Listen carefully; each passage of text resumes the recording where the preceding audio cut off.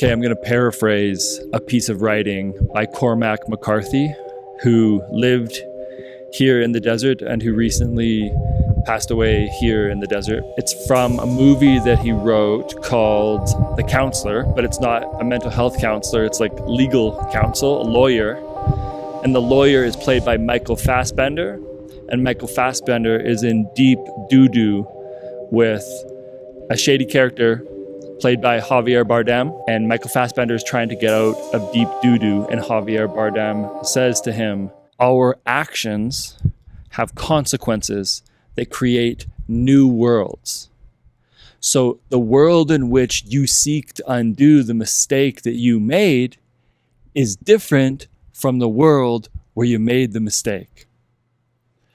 But here you are talking to me as if you have a choice between these two worlds. But there is no choosing here.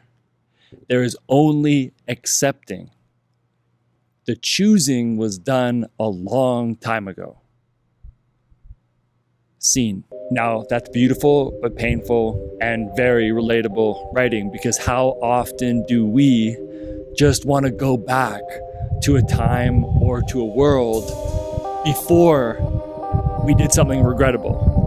But this barrier of acceptance that is between these two worlds in this case is very important to pay attention to, because in some cases it may actually be helpful for us to psychologically run it back and pretend that we are back in that moment and pretend that we did it differently. But of course, that's still in fantasy land, and all we're really doing is trying to increase the likelihood of us not making the same mistake again in the future, in the new world. And when you think about it, our desire to go back to the world where we made the mistake is faulty, because that world was the platform from which we made the mistake. So how good could it have really been anyway?